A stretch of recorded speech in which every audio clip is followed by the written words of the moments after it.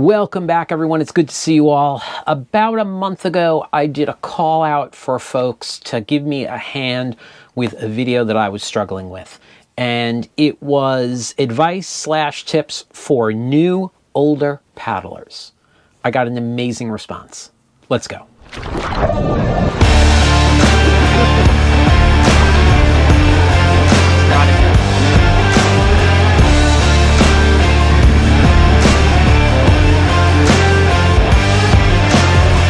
Okay, so as I said, about a month ago, I released a video, and in that video, I asked for help. I was looking for assistance from new paddlers who were also older paddlers. And I think in the video I said 50 or over, and I actually ended up with a couple of people that I think were like 48. We snuck them in there. Got a huge response. I got 31 people who said yes, they would help me. The video got about 1,000 views, so that's a very good response rate. Ended up getting 26 responses from the questionnaire, and so I want to break out the questions that I asked, as well as from that information, some tips that I have gleaned, and some things that I've added on my own. Okay, before I get rolling on this, I just want to point out a couple of things. The reason that I'm doing this is that 65% of my viewers are 45 or above, and 25% of my viewers are 55 and above. And so I want to cater a little bit more to that demographic, to the folks that are actually coming.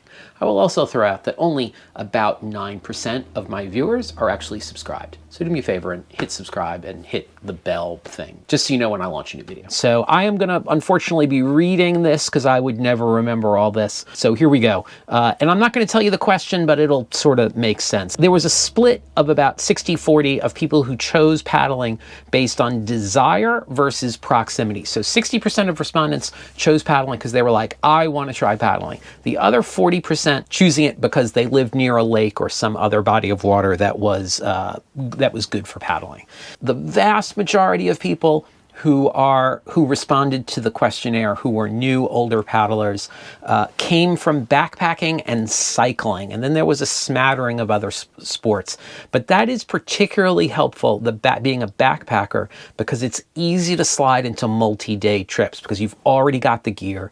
You already know how to pack a backpack. It's easy to transition that into multi-day trips in a kayak. It was 2-to-1 as to where people were paddling, lakes versus rivers. And then it was 2-to-1 rivers to oceans. So far more people in lakes than in oceans, which makes sense. I do the bulk of my paddling in a lake. I almost always have, except for when I lived in really close proximity to the Long Island Sound, and then I was paddling in ocean. So that is super, super interesting. And day trips are the sort of the chosen for those 26 people that responded.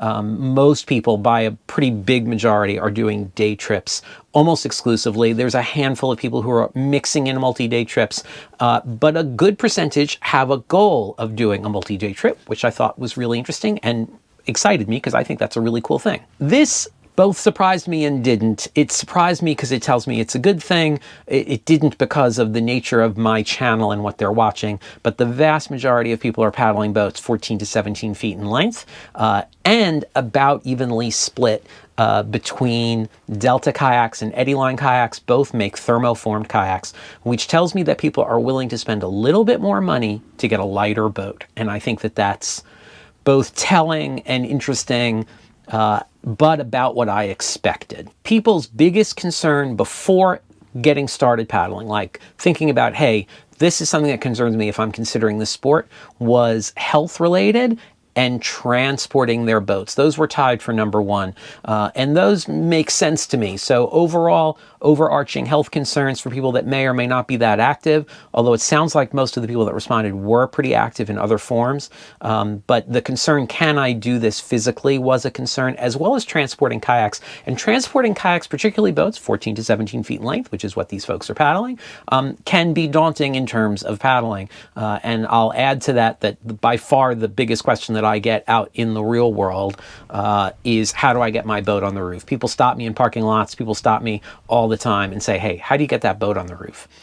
So those were number one, followed then by cost and storage. So that one absolutely rings true to me for what people are really concerned about. Then for people after they had started paddling, their biggest concern is safety. And I thought that that was really interesting, but again, sort of rings true based on the number of views that my sea kayaking safety problem video got. That video got a ton of views and a ton of comments.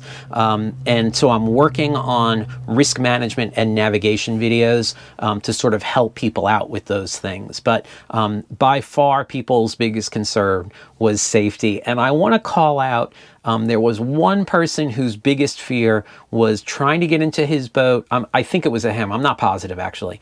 This person's fear was trying to get into the boat and then screwing up and ending up falling out of their boat right at the put-in. And I want us, that's like, and then people would laugh at him. And then that was his big concern. And I just want to call that person out and say, brother, we've all done it. I am right there with you. Here is me doing it in Alaska on a training trip where I have to show what a good paddler I am. I spilled the boat on day one.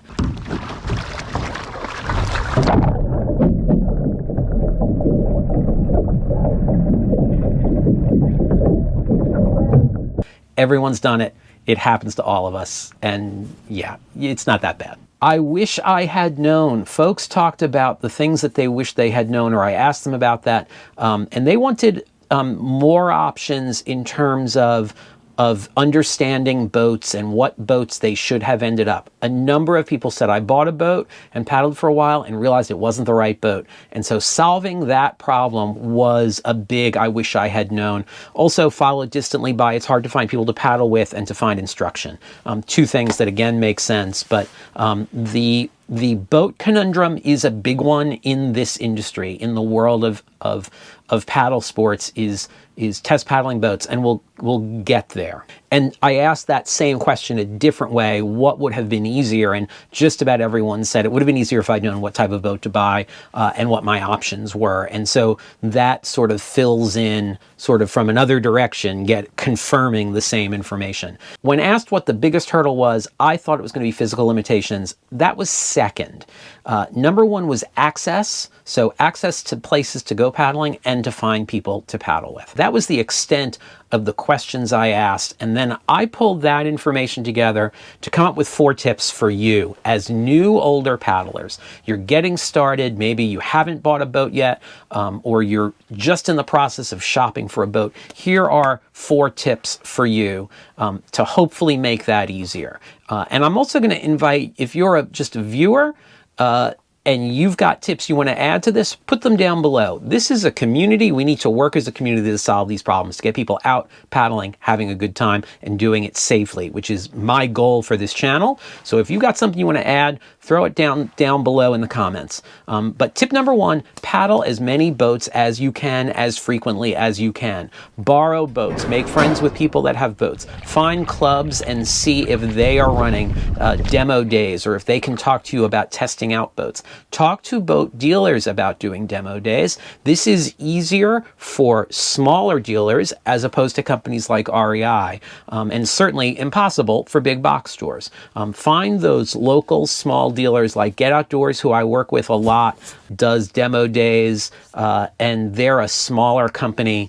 Those companies will be more reactive to your needs as a paddler. So I highly recommend that. Any way that you can get your butt in a boat is a good thing. You have got to paddle boats. When I started paddling and was like, this is going to be my thing. So this was mid-1990s. I lived in a 1-bedroom apartment walk up in Manhattan in the West Village. There was no way I could store a boat in there. I rented boats on Long Island for about 2 years. And it got to the point where I knew all of the dealers, and I'd be like, hey, what haven't I paddled that's in your inventory that I can test paddle? And they would just like, try this one this week, try this one this week. When I was doing that, one of the first things I did was I bought a paddle and a PFD of my own. So I just needed the boat. It was super nice to be able to have my gear and then test out a rental boat, or just a demo boat. So I highly recommend that. I'm going to add one other thing right here that I think is super important. I got sidetracked when I was talking about buying a paddle and a PFD. That opportunity to rent boats for 2 years and paddling all different kinds of boats gave me a ton of information about how different boats paddle and what different hull types feel like in the water, what fits me better, what suits me better. That was an incredible education that I sort of got by accident. So I can't recommend enough taking the time to demo as many boats as you can. The real problem is the opportunity to demo as many boats as you can. Okay, back to me. Paddle as many boats as you can. Talk to people who are paddling and ask them about their boat.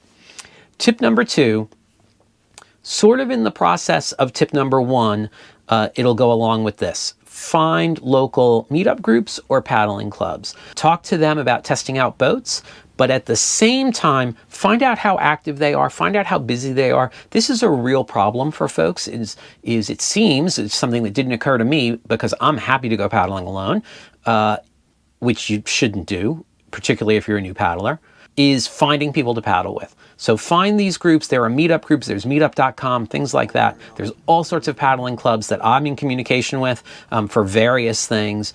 Talk to those folks both about demoing boats, but also find out like how busy they are. How often are they doing stuff? And then once you're paddling, you'll have that as a resource to go paddling.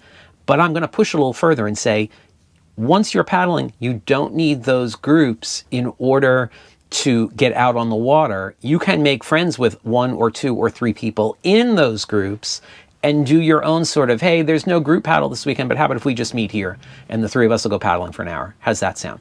You got to make friends. That's what it boils down to. Don't be afraid to make friends. Tip number 3, safety. Okay, do your best in the beginning to find instruction. Get started right. Then do your first 5 paddles on beautiful days. Beautiful weather, no wind, no rain. Get comfortable in your boat. And if this takes longer than 5, that's fine. If you do it faster than 5, that's fine. But get comfortable in your boat. Then, once you're comfortable, start branching out from less than perfect days. A little bit of wind, a little bit of rain, a little bit colder.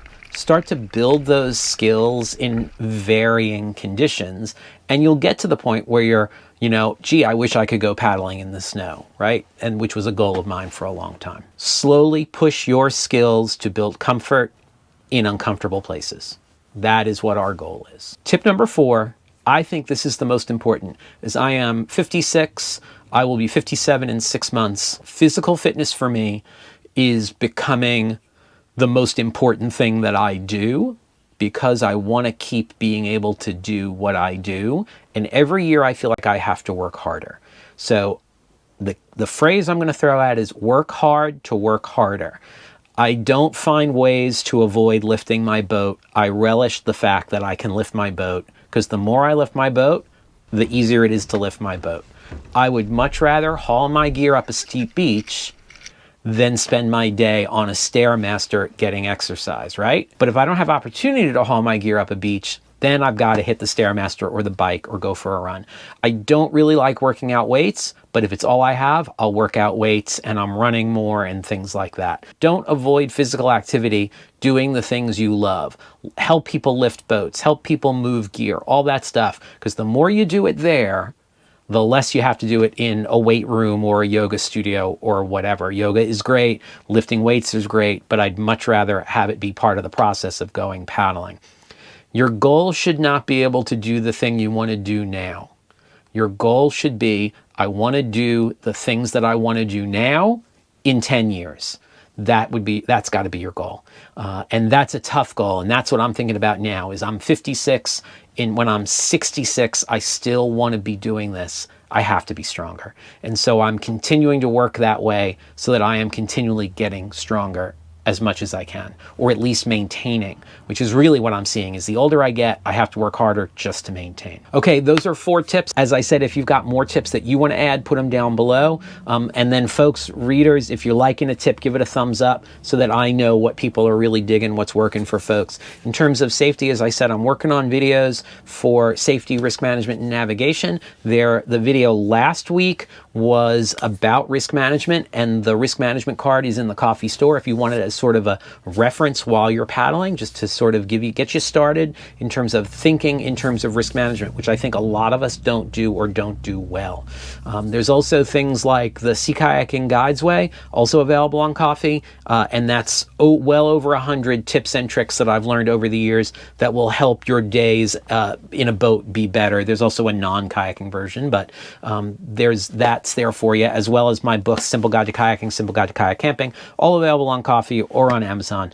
And I want those things to help you out. My goal for this channel is to get you outside paddling or doing whatever adventure it is you do, and doing it safely and having fun. And that's where I'll leave it. Do me a favor, hit like, hit subscribe. I'll see you on the water.